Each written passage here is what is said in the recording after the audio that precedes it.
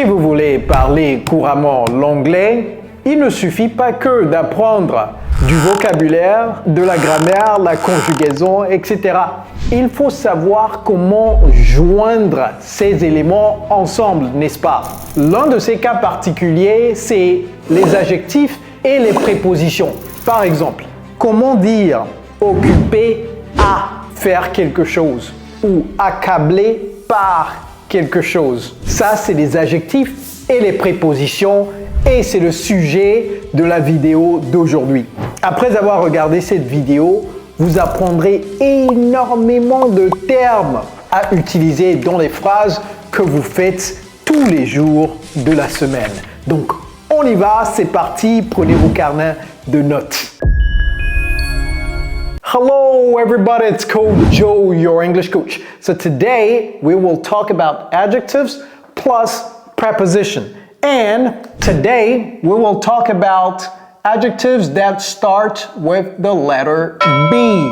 Aujourd'hui, on va voir les adjectifs qui commencent par la lettre B. Alright, so without further ado, let's get started. The first one is bad. C'est quoi la préposition qu'on doit utiliser avec bad? C'est bad at. To be bad at something.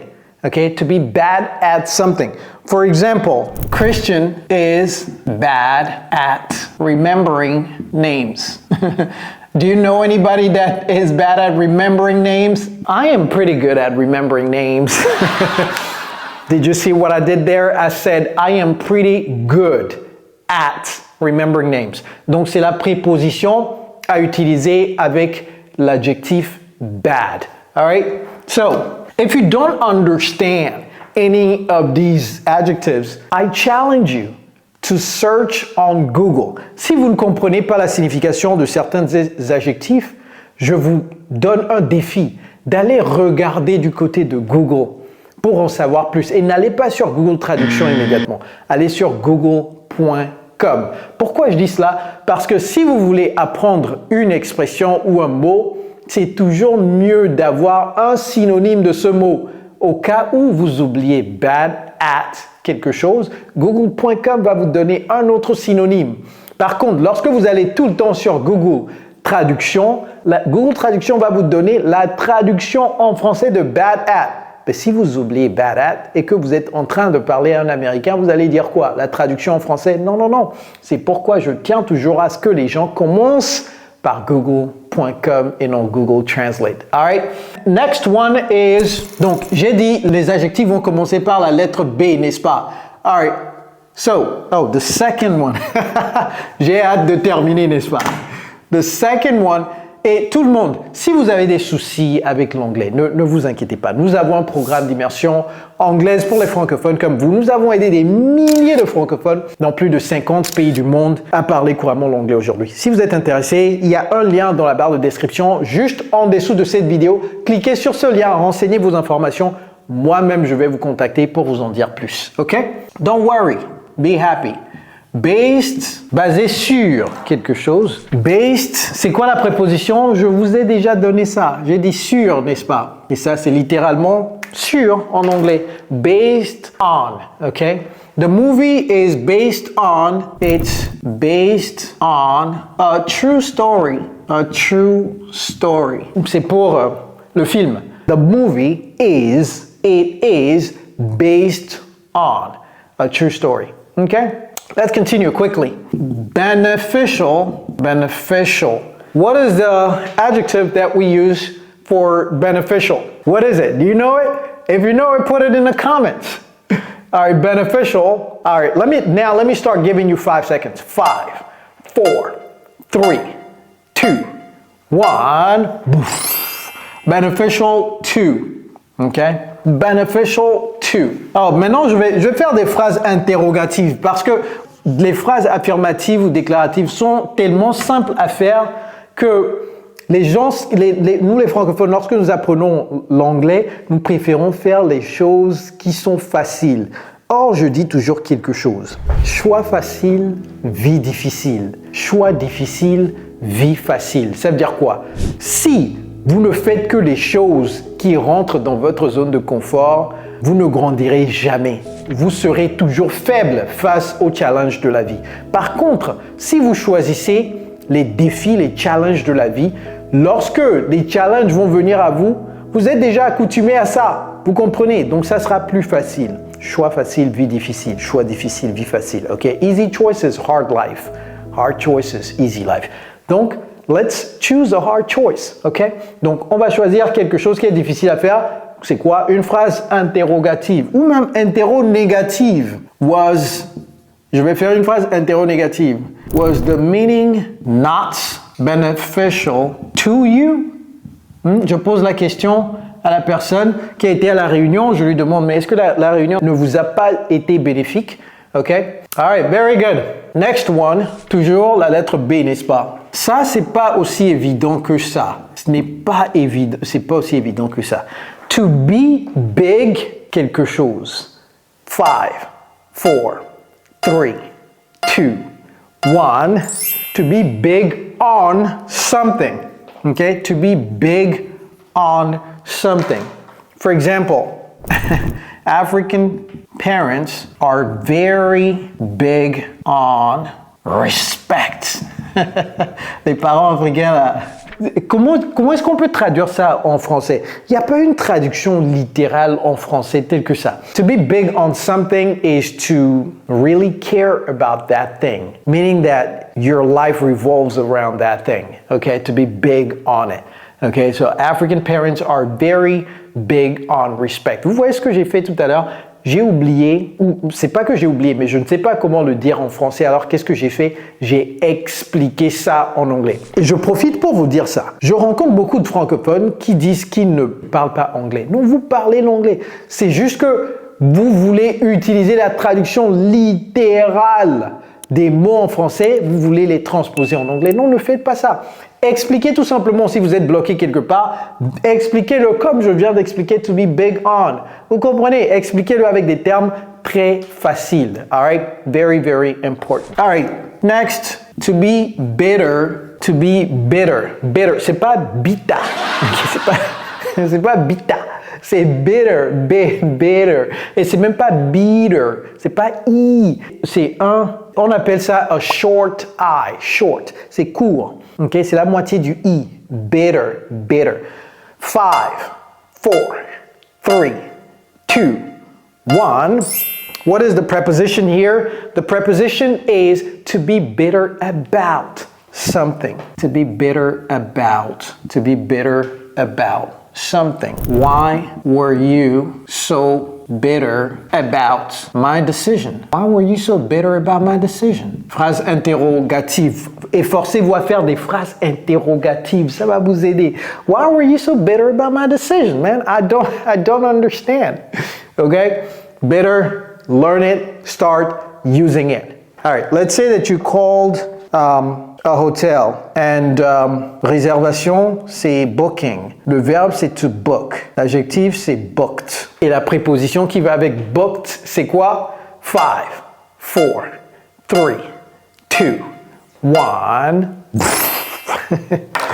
Booked for. Booked for. All right. The restaurant has been, un autre temps de verbe, has been booked for the party. The restaurant has been booked for the party. All right? Start using the preposition for with booked. Next, bored. What is the preposition we use with bored? 5, 4, 3, 2, 1. To be bored with. To be bored with. Okay? Were you bored with your toy? Were you bored with your toy? Vous demandez à votre enfant, were you bored with your toy? To be bored with something is to be over that thing, meaning that you're not interested in that thing anymore. Okay? Oh, interested in. Vous voyez? Donc, lorsqu'on va parler des adjectifs plus prépositions, lettre I, on va voir interested in.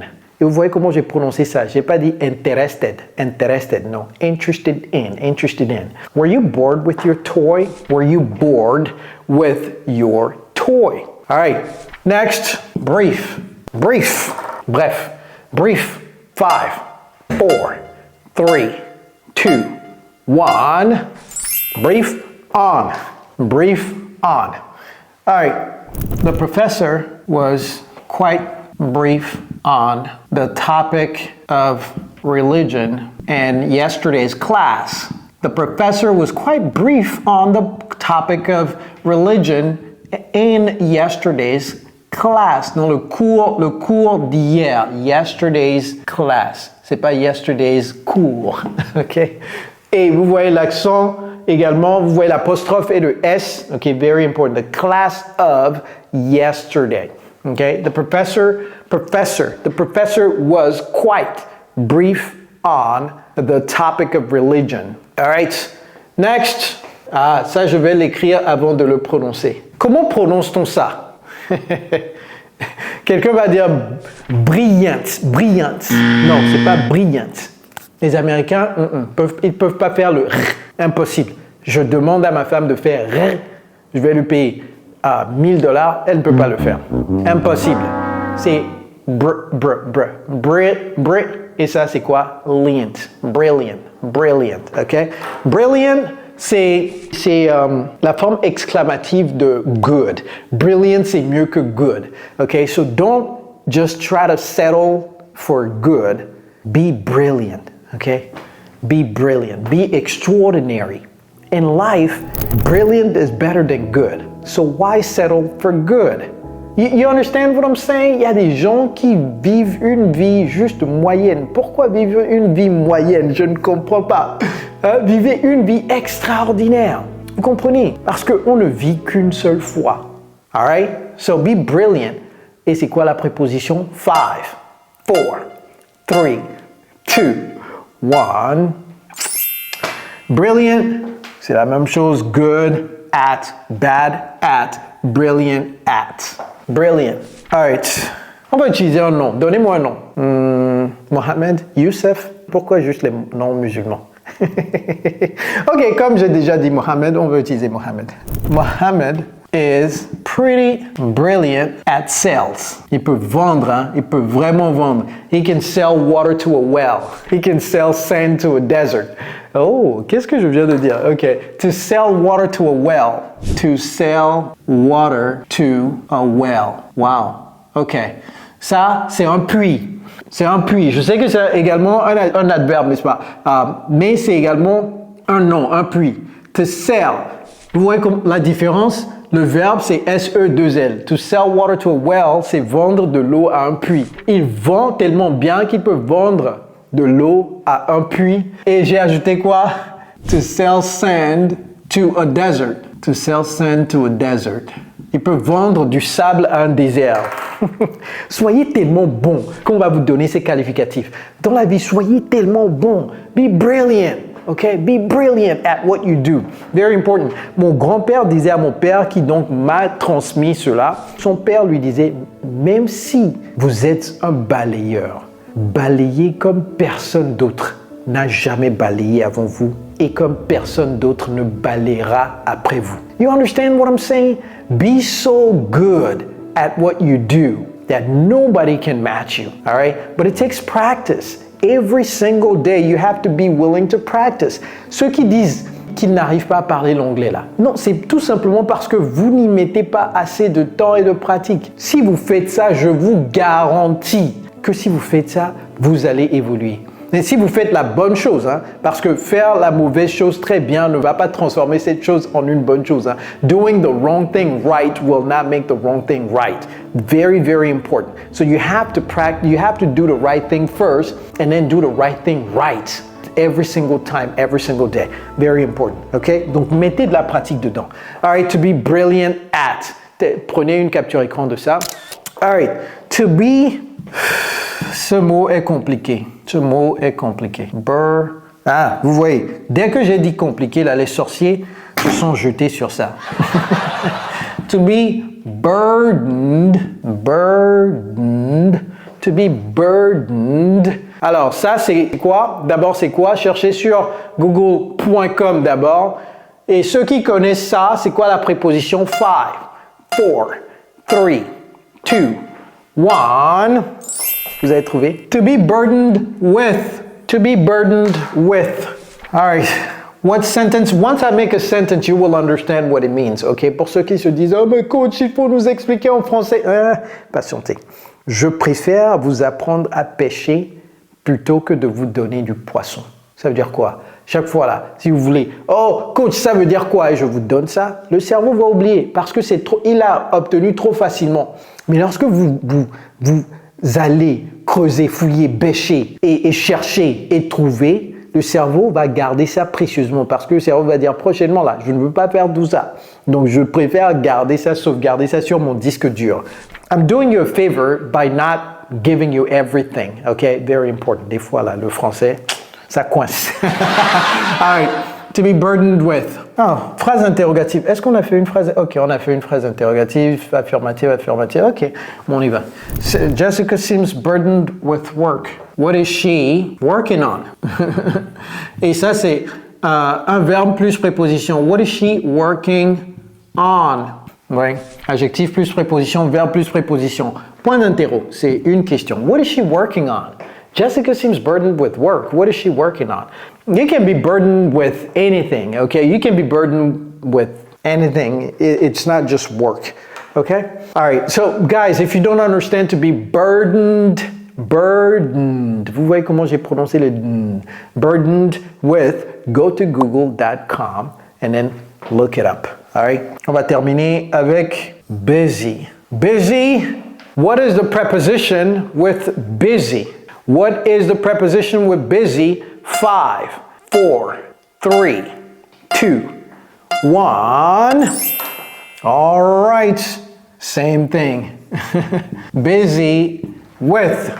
All right, donc on va continuer la phrase. Personne répond. Oh, she's been busy with a presentation for an upcoming meeting. Meeting. J'ai pas dit meeting. She's been busy with a presentation for an upcoming meeting. Wow, toutes ces phrases-là qui me viennent en tête. Ah, guys, you can do it too. Vous pouvez le faire. Je vais vous dire une chose. J'ai appris l'anglais par moi-même dans un pays francophone. L'un des pays les plus francophones de l'Afrique de l'Ouest dans les années 90. Si j'ai pu le faire dans les années 90 où il n'y avait pas Google, il n'y avait pas YouTube, il n'y avait pas Facebook, il n'y avait pas Insta, il n'y avait pas d'ordinateur, presque pas d'ordinateur. Ceux qui avaient les ordinateurs là, c'était les richards. Il n'y avait pas d'internet. Ceux qui avaient des internets là, c'est ce qu'on appelle les cybercafés. Vous allez au cybercafé, vous achetez une connexion internet pour 50 francs ou pour 100 francs l'heure là. Si j'ai pu apprendre l'anglais dans ce temps où il n'y avait que les cassettes, c'est quoi votre excuse? Ce que je veux vous dire, c'est qu'aujourd'hui là, si vous décidez que vous pouvez apprendre l'anglais, vous pouvez le faire. Je dis ça parce que je dis, oh, toutes ces phrases me viennent en tête comme ça, etc. Vous pouvez le faire également. All right, everybody, on y va très rapidement, ok? Je vais faire I will do the recap, le sommaire de ça très rapidement. To be bad at something, based, to be based on, to be beneficial to, beneficial, to be big on something, to be bitter about, to be booked for, to be bored with. OK, prenez une capture écran. To be brief on, to be brilliant at, to be burdened with, to be busy with. All right, everybody, learn these things, start using them in everyday life, and you will see that it will start crystallizing in your brain. Don't memorize them, OK? Ne mémorisez pas cela. Et commencez juste à les utiliser un mot par jour. Essayez de trouver, de forcer les situations d'utiliser ces mots et vous allez voir que ça va se cristalliser. Et si vous pensez tout le temps du français avant de traduire en anglais, eh bien regardez cette vidéo qui va vous aider énormément à commencer à penser directement en anglais. All right, everybody, it's Coach Joe, your English coach. Take care, guys.